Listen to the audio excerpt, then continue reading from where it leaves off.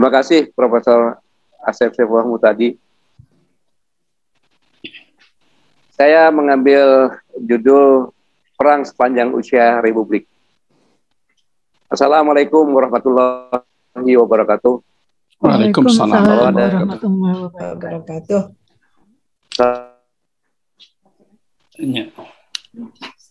Salam, semoga tetap pada junjungan kita semua yang hadir di sini, karena di hadapannya adalah banyak pejuang berdasarkan sejarah kami, dan tentunya merupakan kehormatan dan sekaligus kebanggaan bagi saya diberi kesempatan berbicara di forum yang sangat terhormat, tapi ngeri-ngeri sedap, karena forum dokter dan profesor, guru-guru besar, terlebih dengan tema yang dipilih tentang TNI versus PKI. Satu hal yang membuat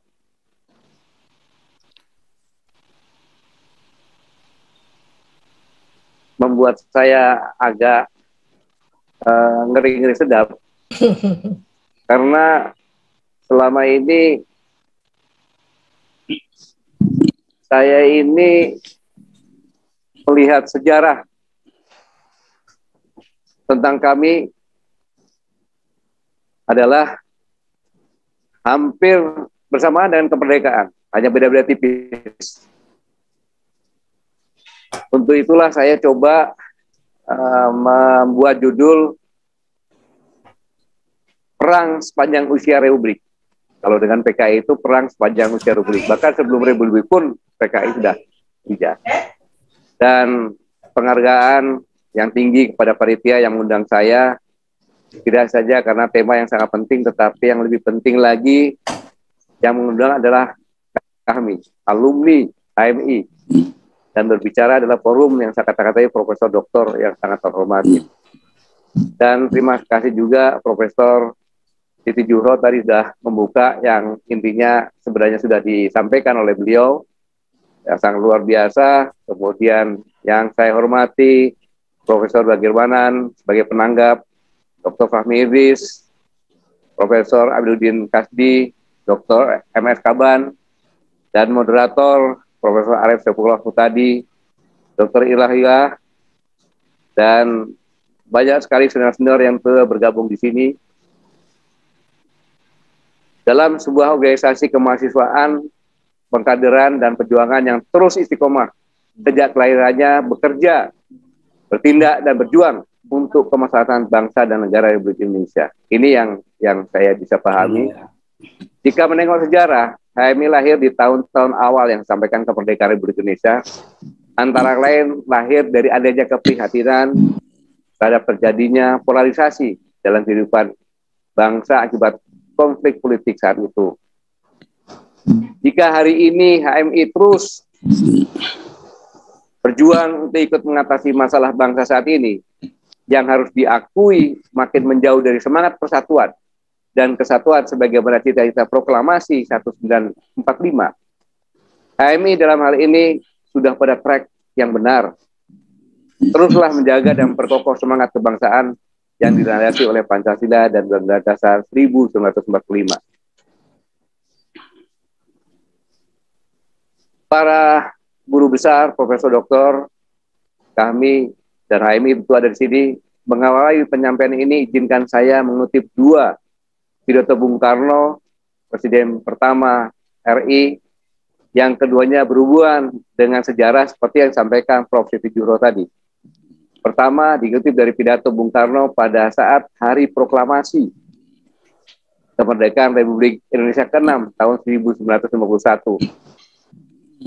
Yaitu, sejarah adalah berguna sekali. Dari mempelajari sejarah, orang bisa menemukan hukum-hukum yang menguasai kehidupan manusia. Salah satu hukum itu ialah bahwa tidak ada bangsa yang menjadi besar dan makmur sonder kerja. Ingat ini kata-kata Bung Karno, sejarah adalah hukum yang menguasai kehidupan manusia. Dan yang kedua, yang dikatakan oleh Prof. Siti Juhro tadi, adalah kutipan Bung Karno pada saat Hari Proklamasi RI ke-17, saya ulangi, tanggal 17 Agustus 1966. Jangan sekali-kali meninggalkan sejarah. Dan tentunya berangkat dari dua kutipan tadi, saya ingin mengajak sebentar para hadirin sekalian untuk menelusuri sejarah singkat TNI dan PKI, serta bagaimana PKI, Partai Komunis Indonesia, berkiprah selama ini. TNI adalah berasal yang pertama kali sebenarnya dari tentara peta, ya, tentara sukarela pembela tanah air. Di Jawa, di Sumatera ada Gyogun. Namun setelah Jepang kalah dan akan masuk sekutu, Soekarno selaku Presiden Republik Indonesia enggan untuk mempertahankan bekas pasukan didikan Jepang itu. Atas kondisi mendesak saat itu, Panitia Persiapan Kemerdekaan dalam sidang 22 Agustus 1945 memutuskan untuk membentuk Badan Keamanan Rakyat yang kemudian diumumkan Presiden Soekarno pada tanggal 23 Agustus 1945. Sejak itu secara otomatis seluruh kekuatan bersenjata termasuk peta, Gyogun, dan berbagai laskar bergabung menjadi satu Badan Keamanan Rakyat yang kemudian berubah menjadi TKR, kemudian TRI, dan 3 Juni 47 menjadi TNI. Dengan mengangkat Panglima Besar Angkatan Perang Jenderal Sudirman sebagai Kepala Pusat Pimpinan TNI. Menarik, Jenderal Sudirman adalah dari peta, tapi juga seorang guru Muhammadiyah. Ini yang diangkat menjadi Panglima Besar Angkatan Perang. Sekilas TNI, saya pikir kalau namanya kami sudah luar dalam memahami, tidak perlu saya jelaskan lebih detail lagi. Kemudian mencermati sejarah PKI. Pemikiran komunisme secara utuh disampaikan dalam buku berjudul Manifesto Komunis 1848 oleh seorang filsuf, yaitu karya Karl Heinrich Marx.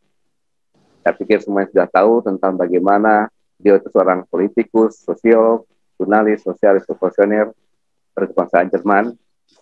Sedang komunisme masuk ke Indonesia dipelopori oleh Hendrikus Joseph Franciscus Marie Delft, orang Belanda yang pada tahun 1913. Inilah awal mulanya. Kemudian bersama Adolf Busch mendirikan Indonesia Sosial Demokratik Vereniging atau organisasi sosial demokrasi Hindia Belanda. Menarik, seorang tokoh komunis Semaun bertemu dengan Englet ini pada tahun 1915. Sebenarnya setahun sebelumnya ia telah bergabung dengan Sarekat Islam. Jadi komunis pun berasal dari Sarekat Islam. Di Abdi Surabaya. Dan menarik juga ini, di kos di rumah Ketua Umum Sarekat Islam Haji Umar Said alias Cokro Aminoto bersama dengan Bung Karno dan Kartosuryo, jadi tokoh PKI, nasionalis dan Islam garis keras menjadi satu di situ. Ini satu hal yang menarik, satu guru ini. Ketika diangkat sebagai cabang Semarang dengan gaji yang lebih memadai, membuat berhenti bekerja pada jabatan kereta Belanda di Surabaya dan pindah ke Semarang. Di Semaranglah ini Semaun langsung menduduki jabatan sebagai redaktur surat kabar FCTP, Serikat Buruh Jawatan Kereta Belanda, berbahasa Melayu, selain aktif di Sinar Jawa Sinar Hindia, Koran Sarekat Islam Semarang. Singkatnya, selain sebagai Ketua Umum di Semarang pada tahun 1918, Semaun juga didaulat sebagai Dewan Pimpinan Sarekat Islam Semarang. Semaun berhasil beberapa kali memimpin aksi buruh bersama Alimin dan Darsono sehingga memiliki pengaruh yang luas. Namun karena sikap dan prinsip komunisme yang mereka anut telah membuat renggang hubungan dengan anggota Sarekat Islam lainnya.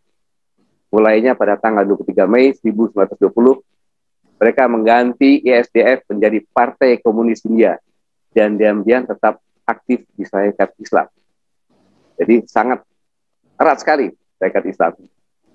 Saat tokoh Sarekat Islam Haji Agus Salim menegakkan disiplin setelah berganti nama SI menjadi Partai Sarekat Islam PSI di tahun 1921, mereka dikenal sebagai Sarekat Islam Merah. Pada bulan Oktober 1921 telah dinyatakan menjadi Partai Komunis Indonesia. Ini 1921, di mana Semaun sebagai ketuanya. Perpecahan Sarekat Islam sangat jelas dipengaruhi oleh Stancliffe. Perlu dicatat dengan cermat bahwa hanya butuh waktu 5 tahun. Sejarah ini yang saya sampaikan betapa cepatnya konsolidasi Partai Komunis Indonesia. Setelah Si Merah mendeklarasikan diri menjadi Partai Komunis Indonesia, PKI, tepatnya pada tahun 1926. Ini kisah pertama kali.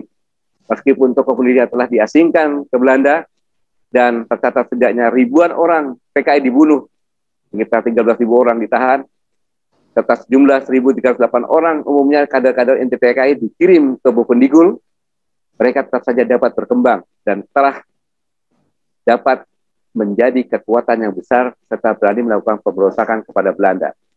Jadi memang saya sampaikan di sini, sebelum bangsa ini merdeka, memang Partai Komunis Partai Komunis Indonesia ini adalah punya antropologi budaya pemberontak. Dan pemberontakan ini ditumpas karena kondisi persenjataannya tidak sehebat Belanda. Tujuan mendirikannya adalah pemberontakannya membuat Republik Soviet Indonesia. Jadi berkiblat kepada Soviet. Sangat jelas bukan sebagai berak patriotisme kebangsaan Indonesia karena tidak dilakukan bersama-sama dengan seluruh kekuatan bangsa lainnya. Tetapi semata-mata hanya sebagai upaya untuk merebut kekuasaan dan berkuasa. Dua, jadi memberontak untuk merebut kekuasaan dan berkuasa. Itulah ciri khas PKI. Barulah setelah Indonesia merdeka, pemberontakan PKI di Madiun, dan ini adalah kewaspadaan yang benar-benar menjadi utama bagi TNI. Perlu pula dicermati setelah PKI ditumpas dan terus-menerus diawasi Belanda, hanya dibutuhkan waktu 20 tahun, atau hanya setelah 4 tahun Indonesia merdeka, PKI kembali melakukan kebiasaannya memberontak.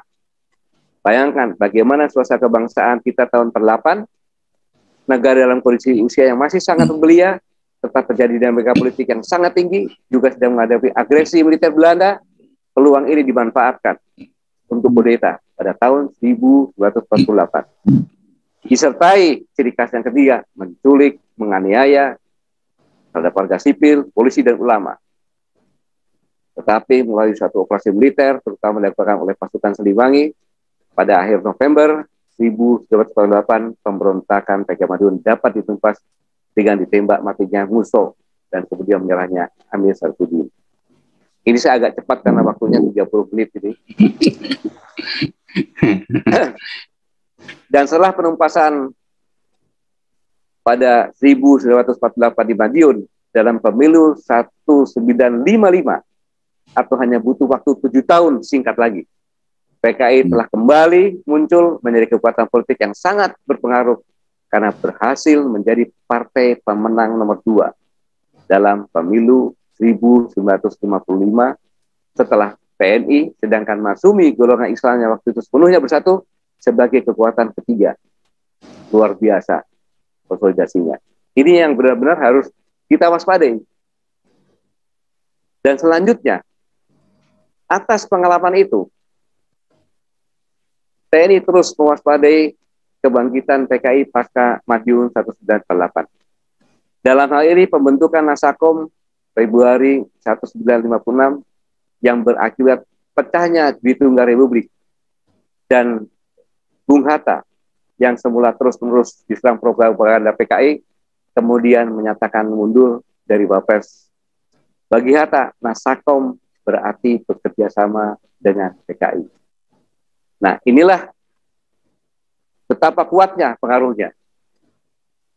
Terbentuknya poros Jakarta-Peking secara otomatis membuat Indonesia telah menjadi kiblat politik ke blok komunis Cina. Datangnya senjata Chung dari Cina untuk angkatan kelima telah semakin memperkuat gagasan PKI. Zhou Enlai yang waktu itu menjabat sebagai Perdana Menteri Republik Rakyat Tiongkok pertama pada April 1965 telah datang ke Jakarta dan secara terang-terangan mendesak Indonesia agar membentuk angkatan kelima. Jadi angkatan kelima itu memang desakan dari Perdana Menteri Cina, yang terdiri dari buruh dan tani. Pembentukan angkatan kelima tersebut dimaksud agar PKI dapat mendandingi kekuatan militer, musuh utamanya, militer dan Islam, khususnya TNI Angkatan Darat. Atas berbagai perkembangan tersebut, Jenderal Ahmad Yani dan Jenderal Nasution menyatakan bahwa seluruh rakyat sebaiknya dipersenjatai agar tidak bisa dipengaruhi. Bukan hanya kaum buruh dan kaum tani saja. Untuk menahan gerakan politik PKI yang diuntungkan dengan Nasakom, maka pimpinan Angkatan Darat mendukung terbentuknya ormas-ormas seperti Kosgoro tahun 57, Toksi tahun 60, MKGR tahun 60, Sekber tahun 64, serta melindungi ormas Islam dari serangan PKI, antara lain HMI dan PII. Sejak tahun 1960-an, di beberapa daerah di Jawa Tengah dan Jawa Timur banyak terjadi aksi oleh pihak PKI yang ditujukan kepada lawan politik, tokoh agama, dan orang-orang sipil yang tidak berdosa. Mereka diculik, dihilangkan paksa hingga tidak diketahui kuburnya. Inilah kembali lagi anatomi dari PKI. Kembali perlu dicermati hanya dalam waktu 10 tahun pasca pemilu 55, yaitu pada tahun 1965. PKI dapat kembali melakukan pemberontakan akibat kelengahan TNI khususnya Angkatan Darat. Mengapa lengah? Pak Harto mengatakan karena terlalu percaya PKI yang bercita-cita luhur untuk rakyat, untuk mewujudkan sesuai cita-cita pendiri bangsa, seperti partai dan organisasi sosial lainnya. Ternyata justru sebaliknya berkhianat. Inilah yang dilakukan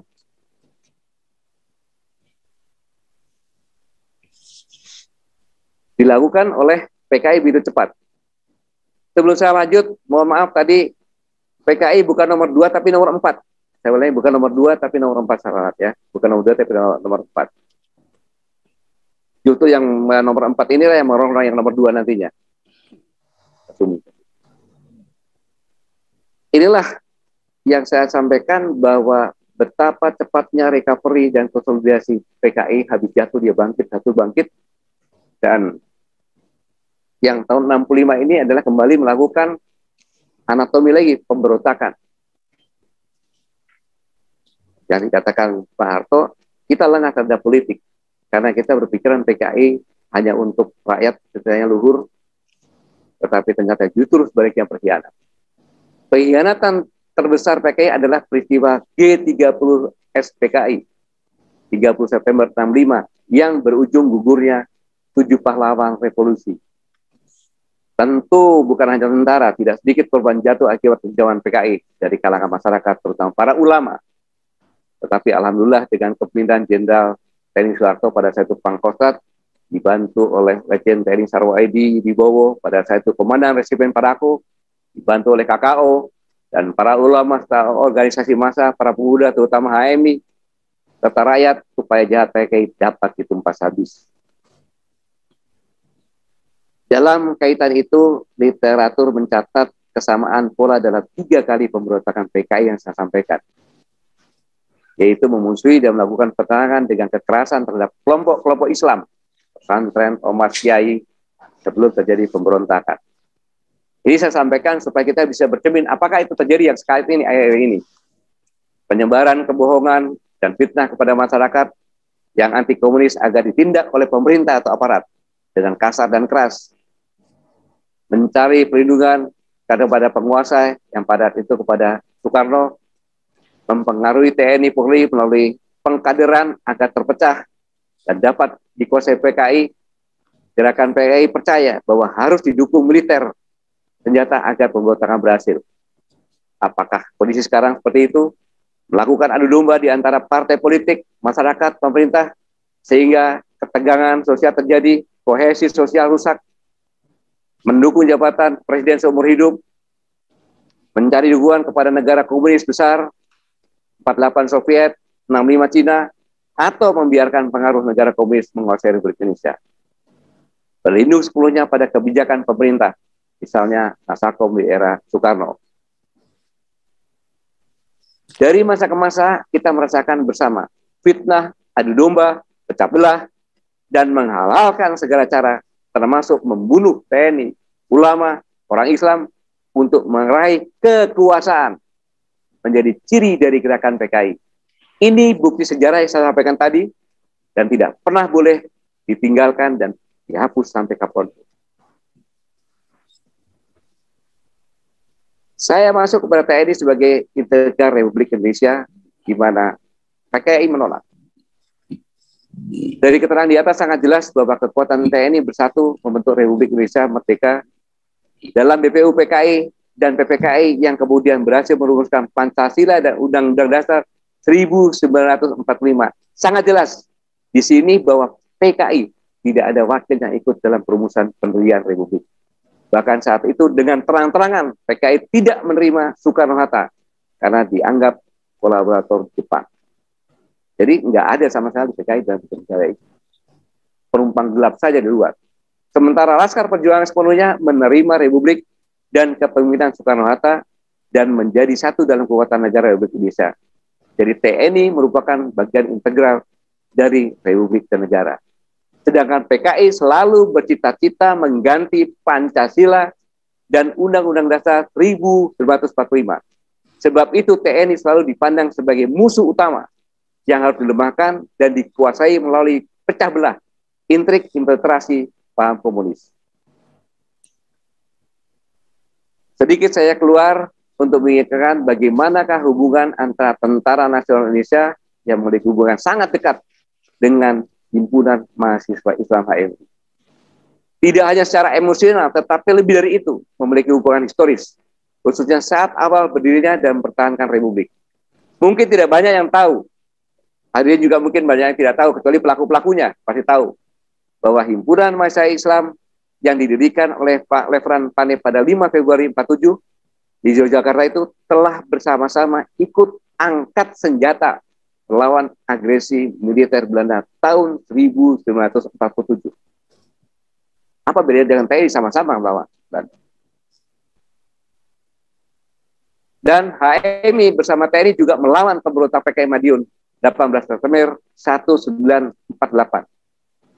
Wakil Ketua PBHMI saat itu Ahmad Tirto Sudiro membentuk Korps Mahasiswa menjadi wakil komandan dengan komandannya Hartono, mengejar sisa-sisa PKI sampai ke gunung-gunung.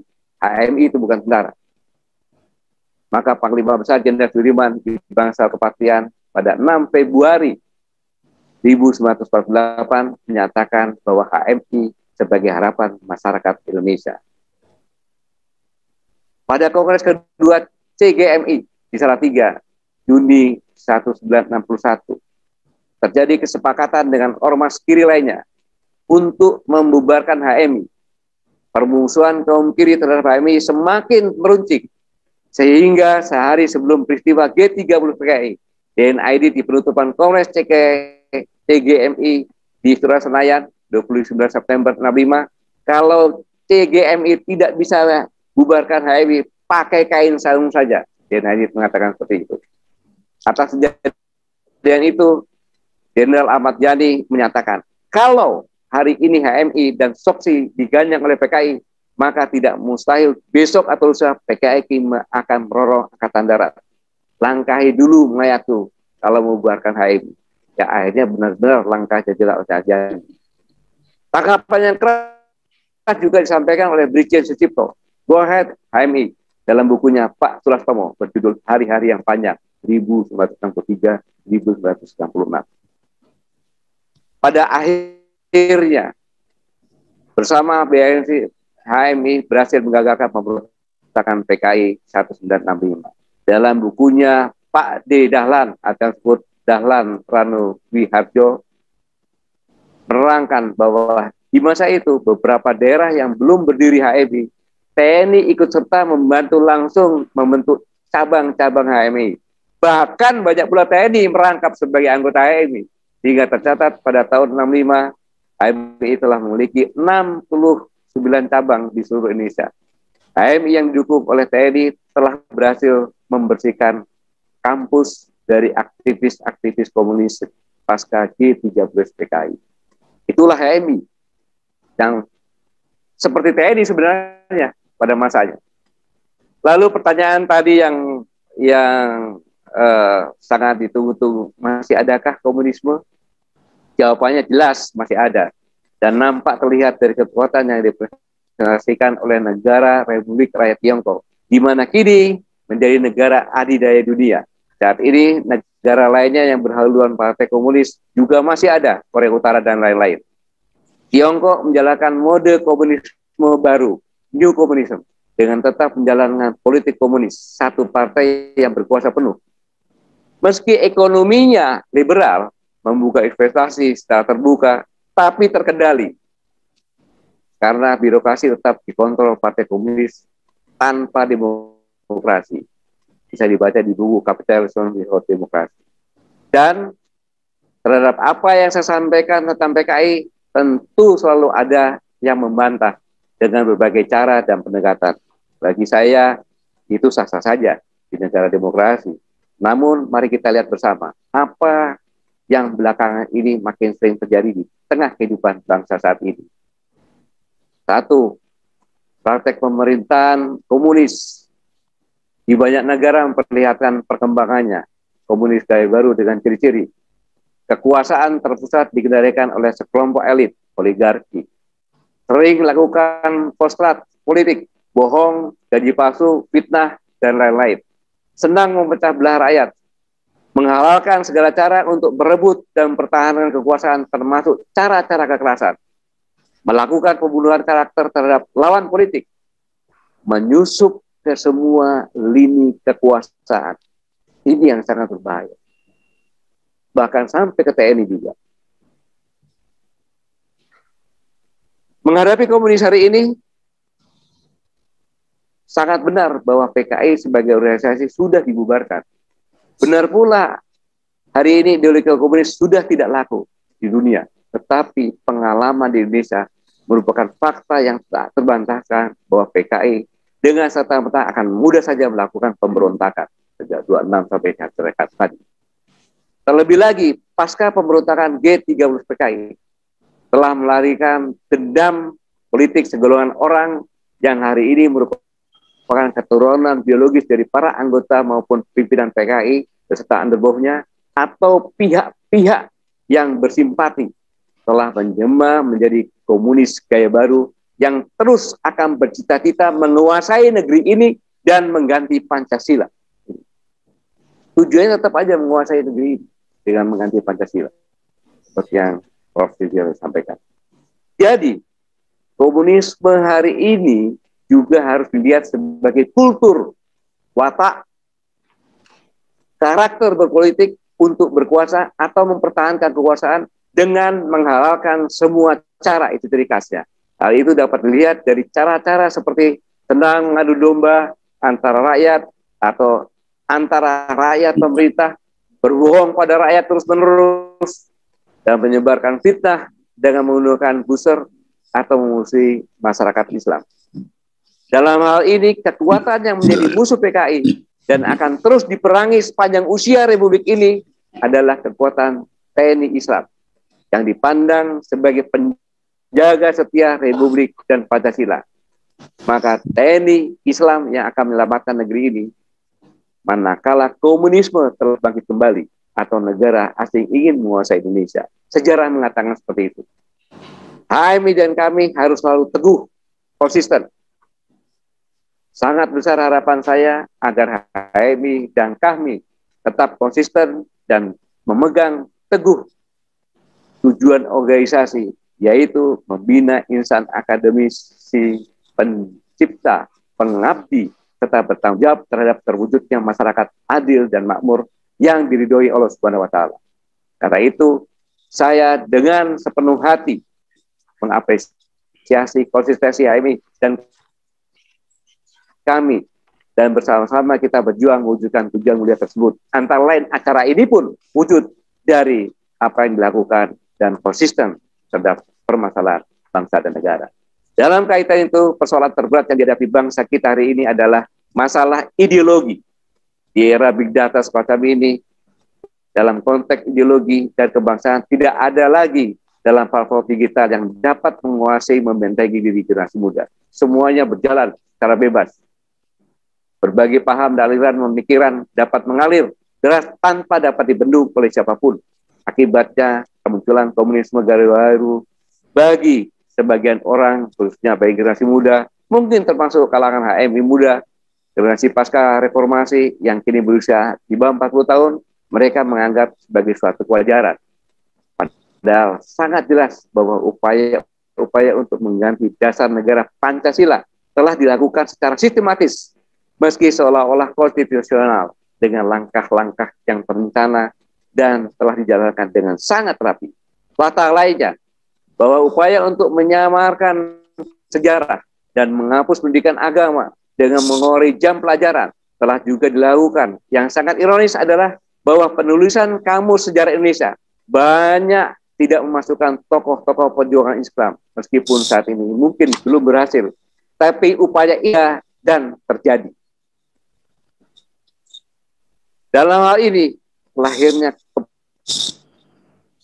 Keputusan Presiden nomor 24 tahun 2016 tentang Hari Lahir Pancasila bukanlah suatu peristiwa biasa. Saya ulangi, bukanlah suatu peristiwa biasa. Hanya dalam waktu 2 tahun setelah pemerintah berhasil pemilu 2014, dilantik, tidak ada angin, tidak ada hujan, tiba-tiba saja muncul kepres Hari Lahir Pancasila. Padahal pemerintah telah menetapkan tanggal 18 Agustus sebagai Hari Konstitusi, sebagai tanda lahirnya Pancasila dan Undang-Undang Dasar 1945. Satu. Demikian halnya munculnya RUU HIP yang kemudian hendak dirubah menjadi RUU BPIP. Sangat kontroversial dan mengarah terbentuk dan menjadi seolah-olah Central Committee sebagai perpanjangan tangan dari partai tertentu. Dengan demikian akan lebih luas melakukan dan memberi penaksiran terhadap Pancasila secara sepihak, termasuk dalam hal untuk kepentingan menghabisi lawan politik. Oleh sebab itu, sepantasnya rakyat mempertanyakan sikap aneh pemerintah dan mendesak kepada penegak hukum segera mengusut secara sungguh-sungguh dan tuntas terhadap pihak yang berupaya melalui jalur konstitusi mengubah dasar negara Pancasila sebagai upaya nyata untuk menentukan negara Kesatuan Republik Indonesia hasil proklamasi 17 Agustus 1945 agar tidak terulang upaya sejenis di masa yang akan datang. Bagaimana menyelamatkan masa depan Indonesia? Saat ini bangsa Indonesia sedang berada dalam tikungan tajam yang sangat berbahaya, terperangkap di jurang kehancuran atau terhindar dari segala mara bahaya. Bukti nyata jurang kehancuran itu adalah persis di depan mata. Baru saja terjadi adalah Museum Kostrad. Dalam ruang kerja Pak Harto ada patung Pak Harto, Pak Sitis, rencana penyelamatan negara dari pengkhianatan PKI sekaligus peran utama dari Panglima Angkatan Darat Kostrad dan Resimen Parako yang kini disebut Kopassus. Kita lihat sedikit videonya.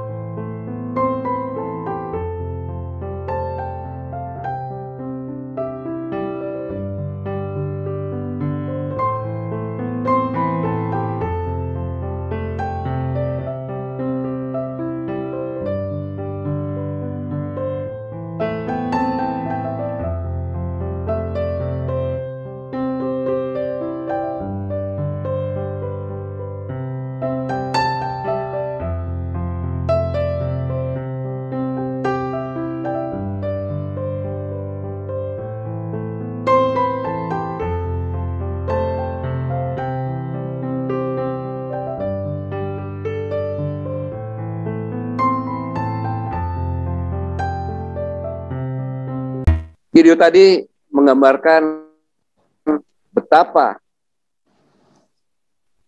geodrama yang ada di Makostrad. Di depan Makostrad ada bangunan itu adalah kantor tempatnya Pak Harto dulu. Disitulah direncanakan bagaimana mengatasi pemberontakan G30 PKI, di mana Pak Harto sedang memberikan petunjuk kepada Pak Sarwoedi sebagai Komandan Resimen Parakowanlu. Dan pada saat itu Pak Sarwoedi mengatakan dibantu oleh KKO untuk mengamankan DPRI dan RRI, sehingga Pak Sarwoedi bisa ke Lubang Buaya untuk mencari tempat dikuburnya jenazah pahlawan revolusi. Ini menunjukkan bahwa Mau tidak mau kita harus mengakui dalam menghadapi pemberontakan G30 SPKI, peran Kostrad, peran sosok Soeharto, peran Kopassus yang dulu Residen Para Komando dengan Serwo Edi, dan peran Jenderal Nasution, peran KKO jelas akan dihapuskan dan paten itu sekarang tidak ada bersih. Saya ulangi, ini berarti sudah ada penyusupan di dalam tubuh TNI. Dalam kesempatan ini saya mengetuk jiwa patriotisme.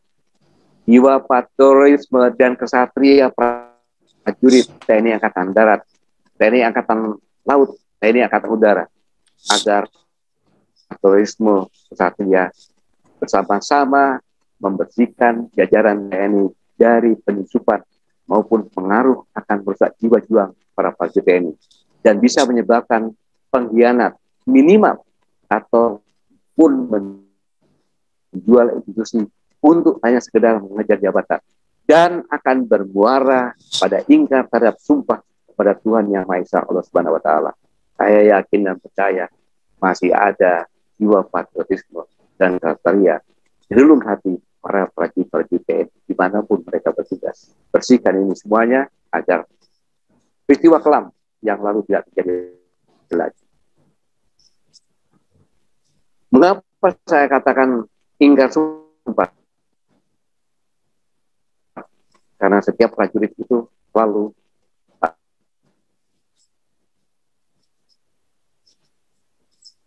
dalam hal ini juga berlaku sumpah ini kepada Bayangkara, Kepolisian Negara Republik Indonesia, khususnya yang dilantik sebelum tahun 2002. Pangkat apapun itu, pertanyaannya, lantas apakah kita khususnya presiden masih saja berpangku tangan? Oleh sebab itu dibutuhkan langkah-langkah praktis dan satu padu menyelamatkan Indonesia. Beberapa langkah praktis dan strategis yang harus segera dilakukan disarankan adalah sebagai berikut. Yang pertama, menyelamatkan ideologi yang terus dirongrong dan sudah dalam kondisi lampu merah yang disampaikan tadi. Menyelamatkan ekonomi demi kesejahteraan seluruh rakyat. Menyelamatkan demokrasi sesuai nilai-nilai Pancasila. Menyelamatkan persatuan dan kesatuan bangsa. Menyelamatkan penegakan hukum dan keadilan. Langkah-langkah inilah kelima agenda di atas sepenuhnya ditujukan agar bangsa Indonesia terus berada di jalur jalan perubahan menuju Indonesia yang lebih baik, konstitusional, pro rakyat, tertib, beradab, adil, dan makmur, serta yang lebih penting lagi adalah untuk menyiapkan kehidupan bagi anak cucu kita, generasi akan datang, pemilik negeri ini. Saya ulangi, serta yang lebih penting lagi adalah untuk menyiapkan kehidupan bagi anak cucu kita, generasi akan datang sebagai pemilik negeri ini. Ingat, kita harus selalu tidak boleh abai, selalu waspada, dan bangkit atau punah. Saya ulangi, kita bangkit atau kita punah. Terima kasih. Wassalamualaikum warahmatullahi wabarakatuh.